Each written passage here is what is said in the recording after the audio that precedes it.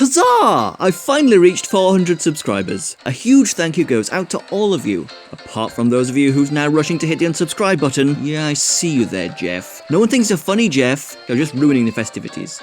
It's been about 2 years since I began my YouTube journey, and yes, 400 subscribers at this point is rather slow growth. I'm still waiting and hoping for the day my channel becomes a success, when hopefully all of my hard work and persistent dedication finally pays off, and I'm able to make a career out of my favourite subject, talking about Mario games. But even as my channel slowly gains traction in these early days, I should still be appreciative of the milestones I reach, and you lovely people who have supported me with your subscriptions.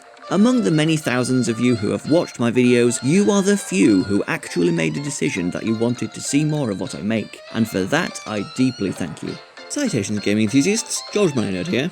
Today I'm talking about one of my favourite game systems, one that sadly never performed well, an awkward little console named the Wii U. The Wii U brought with it my first real foray into online gaming. As with the DS and Wii era, I was scarcely allowed to use online features in games because my mum was afraid I'd be actually communicating with strangers. So you'll see that most of my favourite games on the Wii U are ones that heavily rely on their online connectivity. This was a fascinating new era of gaming for me, and I hope you'll enjoy hearing my personal stories surrounding my love of these games. Remember, this isn't a list of the best games on Wii U, these are my personal favourites, and sometimes that even means placing better games beneath ones that are probably not as good, but they rank higher because they mean more to me. Number 5 is a game you probably weren't expecting. Is a sentence I would say if I hadn't spoiled pretty much every game on this list in the thumbnail I drew. It's Scribblenauts Unlimited, a game my mum bought for me as part of a family event. This was the first and so far only Scribblenauts game I'd gotten, and it's an extremely fun and creative game where you need to solve various problems using the solutions you can think of. The first playthrough of this game was an incredible experience, though once you've done everything the game has to offer, it's not terribly replayable. Though it has been quite a few years since I last played, so maybe I should give it another go soon on a new file. It's impressive how fun they made a game about typing words and seeing how the things you generate interact. I had quite a few laughs from messing around with my brother in the multiplayer, and I made several of my own creations in the object editor, some more crappy than others. Though I did make a Borg that walks around, turning other people into cyborgs, and I think that's pretty neat. My main in Scribblenauts Unlimited was Leon, and I travel mostly by riding Dementio around. And yes, I made Count Bleck and each of his minions. I am a true Super Paper Mario stan. Okay, so I programmed Count Bleck to be reacted to by others as a monster, and I programmed each of his minions to follow monsters and attack heroes. True Mimi uses rubies as projectiles. Nastasia uses living things in reference to her brainwashing abilities and to protect monsters, like how she dived in front of Dementio's attack to save Bleck. Count Bleck shoots black holes, protects insects in reference to Tippy, and for some reason he can be worn on the face like glasses. I have no idea why. I must have just found wearing Count Bleck on my face funny. Anyway, if you have the game, I've uploaded all of these for people to use if you want. But you can also make absolute nonsense like my Chi-Lise, a mixture of cheese and policeman. Things react to it as if it's a Wolverine, it's impervious to fire, it has a cannon, it's a container, can be worn like a hat, can be ridden, can jump incredibly high, it eats weapons, and for some reason it steals pies. The sky's the limit. Go nuts. In the number 4 slot we have another game you're probably not expecting to see here. Minecraft for Wii U. I thought long and hard about this list. Games like Paper Mario Color Splash and Nintendo Land almost made it because I've gotten a great deal of enjoyment out of them and they mean a lot to me. And if I'm honest, I'd rather replay those than touch Minecraft for Wii U again any day. I have no reason to return to Minecraft for Wii U. But back in the day, back when Miiverse was alive and well, I played the heck out of Minecraft for Wii U. There were a couple different worlds I had on that game, one survival, one creative, that I had open to play with friends I had met on Miiverse. And they'd play around in my worlds, building their own things, and we'd communicate through placing signposts in front of each other. At least until the game decided to make all signposts read only the word censored over and over, and since I was far from ready to use online voice chat with internet strangers, that put an end to our fun.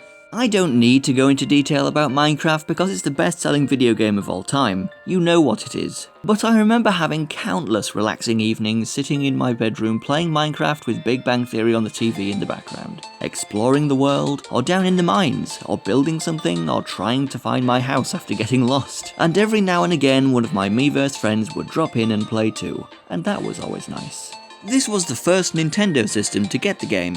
And sure, many far superior versions of the game exist on other systems, but this was my first. This was my Minecraft, and that means a lot to me.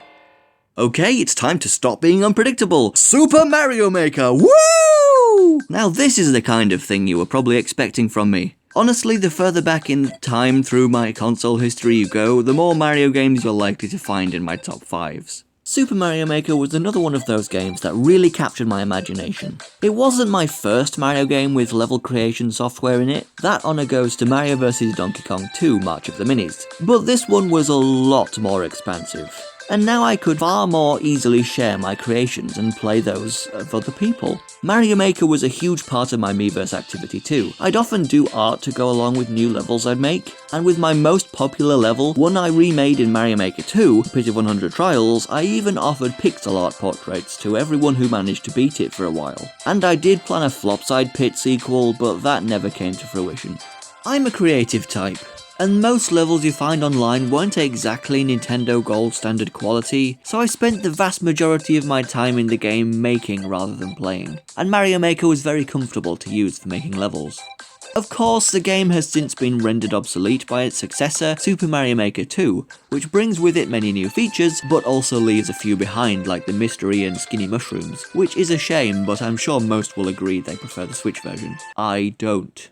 I'm not pleased about it, but I've hardly touched Mario Maker 2 since I got it, and that's because of some big personal gripes I have with it. For starters, the touchscreen. Of course the Switch is smaller than the Wii U gamepad, and that doesn't help, but the touchscreen is a completely different variety than the Wii U's. The Wii U gamepad's touchscreen reacted to solid inputs like its precise, hard plastic stylus, and the Switch's touchscreen is like a mobile or a tablet, reacting to big squishy things like your finger. And I cannot begin to describe how much I prefer the former touchscreen over the latter. Now watch me be a hypocrite and do just that. Squishy touchscreens are fine for casual use like with phones and the like, but for gaming they're just so frustrating for me. My finger takes up way more space on the screen, obscuring a lot, and it's slower, stickier, and less precise. Something else I preferred about the first game was the layout in the level maker. In Mario Maker 1, you could look at the entirety of your kit in one screen, and honestly, looking at that big page full of the stuff I had to make with was the main way I got inspiration on what to build. But now in the new game, it's these whole bunch of circles I gotta spend ages scrolling through. These all seem like pretty minor issues to you, I bet, but for me they make the main appeal of the game for me, the making, very uncomfortable and extremely unintuitive. It's a shame, because I'd love to get some value out of my £50 game, but at least my brother's gotten a lot of use out of it.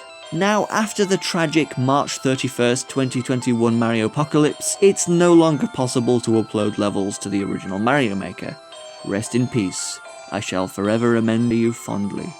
This was meant to be about why I love the original Mario Maker, but it just kinda turned into me complaining about the sequel. Oops. Judging by the crappy numbers my top 5 Switch games video got, go watch it if you haven't already, this one probably won't be seen by many either. But since you have made it this far, please consider subscribing. I'd really love to turn this channel into a career, and I need your help. I have lots of fantastic content planned, such as videos on the Mario RPGs, my podcast series, gameplay videos, skits, and more. Anywho, now that the shilling's out of the way, my second Wii U game is Splatoon. Splatoon was a very, very foreign game to me. I never had a shooter before. I keep well away from violent games, and frankly they disgust me. But Splatoon was different. It was around the time the reveal trailer dropped that I started watching YouTube videos for the first time, after having grown up not being allowed to. And I couldn't look away. I kept watching each new trailer over and over again. The creativity of these concepts was so wild and interesting, I felt drawn to Splatoon from the start. Nintendo had managed to family-friendly-ify and make me interested in a genre of games I had long since decided I would never play. In fact, I just scrolled all the way down to the bottom of my watch history of my old channel, and the first video I ever watched on it was the Splatoon reveal trailer. Wow. I played both of the global test fires before the game's launch. Only the true old Splatoon fans remember Walleye Warehouse and Salt Spray Rig were the two OG stages, and I'm pretty sure I got the game on launch day. This was another game I played a whole lot of online with, again, sometimes with my Miiverse friends. The lore, the world design, the music, the stages, the fun variety of various weapons, with new stages and weapons being added all the time. It was an exciting and a rewarding game to be a part of. The Splatfests and steady stream of new content kept me engaged and always interested. The story mode was loads of fun, as were the amiibo challenges. I loved dressing up my Inklings in styles I liked, and I loved sharing Miiverse drawings in the game. That was a good way to get lots of years, as the game would show them to all the people who played with you recently. The Splatfests were tremendously fun, competitive events that me and my brother would spend hours playing in the night, doing a few matches each and then swapping over so we both got the chance to support our team. And I loved my weapon main, the ink brush, which was very scarcely found online, and that made my opponents ill-equipped to handle a skilled inkbrush warrior such as myself. I'd say that Splatoon 1's stages were a better fit for the inkbrush than those of the sequel, generally being larger and more complicated, making matches less hectic, favouring weapons with good ink coverage and high speed to cross the large distances, like my inkbrush. At least I think. At least in Turf War.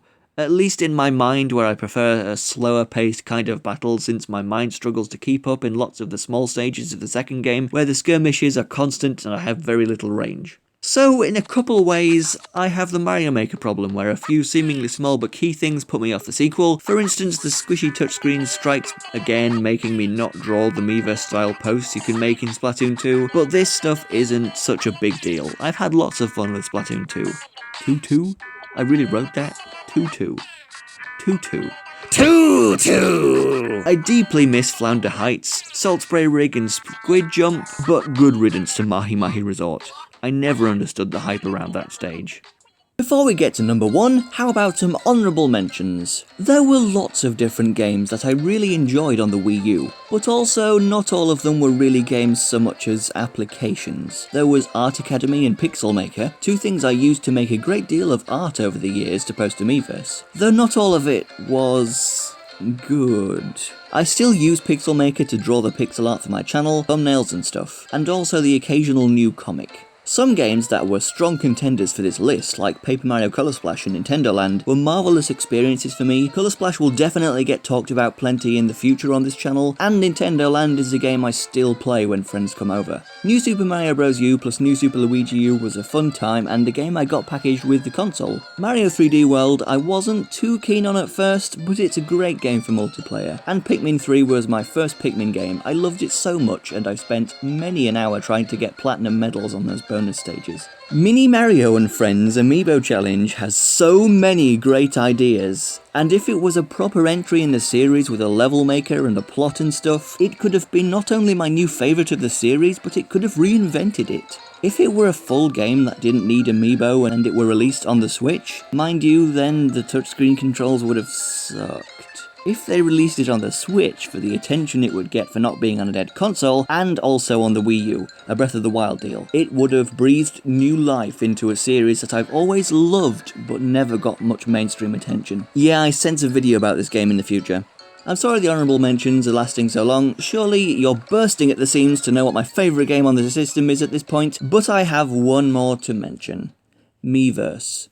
Miiverse wasn't a game, but I honestly really wanted to make it number 1 on my list. I already have a video where I talk about it on my channel, so I shan't go too in-depth here. But suffice to say, Miiverse was a huge part of my own development as a person. It was my first foray into the world of the internet, and the first time I found people who cared about the video games I love like I did. And darn it, I wish I still had the audience I had back then.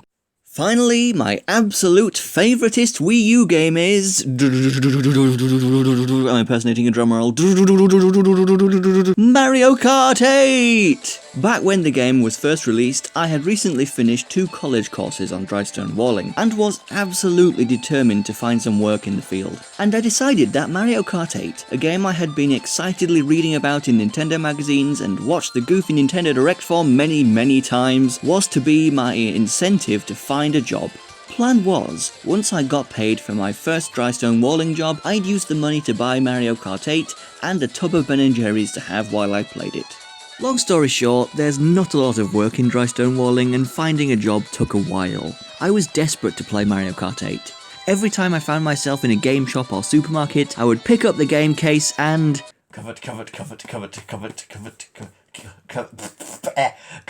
much to the concern of whoever was with me. My mum even offered to buy the game for me, she could tell I wanted it so much. But my resolve was absolute. I refused her offer. I was going to earn this. My disappointment at not finding a job was eventually eased by coming across a game shop whilst out with some people, in which there was a Wii U that customers could play a demo of the game on.